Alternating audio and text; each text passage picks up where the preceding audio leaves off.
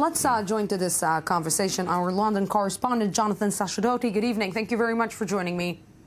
Good evening.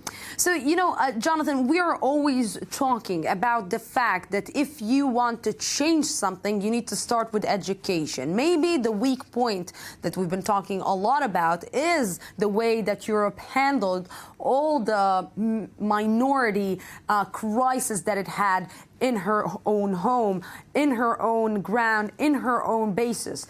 So, target killings right now, is this the way? Because, okay, you killed one leader, you killed one terrorist.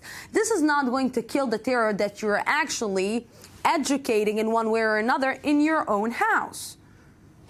The decision was made, David Cameron told Parliament, because they believed there was an active plot to carry out an attack on British people, on British soil at a major public event. So on that basis, he told Parliament yesterday there was an absolute need to carry out this strike because there was no other way to deal with the terror threat from that terrorist. But you're quite right that this is a symptom of something bigger, where people are leaving the United Kingdom to go and fight in the first place with ISIS or Daesh.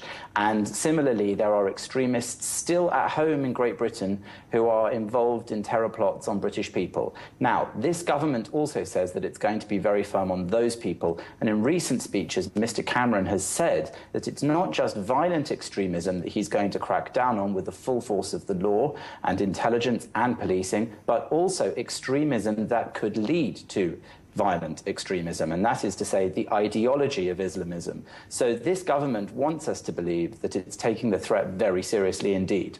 But let me be a little bit skeptical because it doesn't seem really serious. I'm sorry, but it doesn't seem that if you're targeting one terrorist or two or 10, it's not serious when you're actually not handling the bigger problem. And this problem Britain has been dealing with for a long, long time now. Well, Mr. Cameron also said yesterday that there were multiple terror plots that had been foiled in the last 12 months here in Great Britain. So each one of them could have been a mass casualty incident with British people dying. So they are taking it seriously from an intelligence and policing perspective, not just in terms of drone strikes in Syria, but also in terms of trying to crack down on terrorists here. Jonathan, what I'm wondering is what is happening right now to the Muslim community in Britain? What is happening to the people who are living there? And they know that in one way or another, they are suspected. The people are suspecting them in maybe, getting into terror, going in this path. What is happening there? The government's very keen to point out that it doesn't treat all Muslims in Britain as suspects, and that's quite right, of course.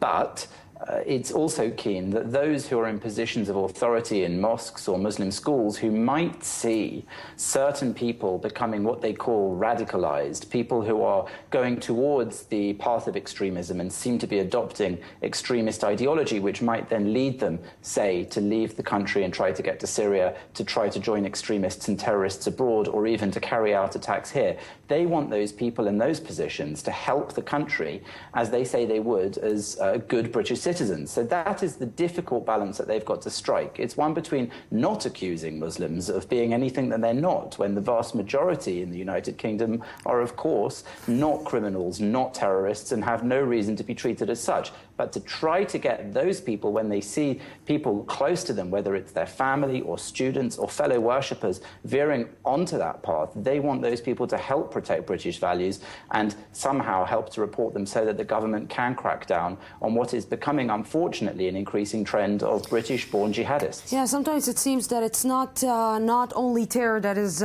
killing in Europe, but also being too much politically correct. Jonathan Sacerdoti, thank you very, very much for this.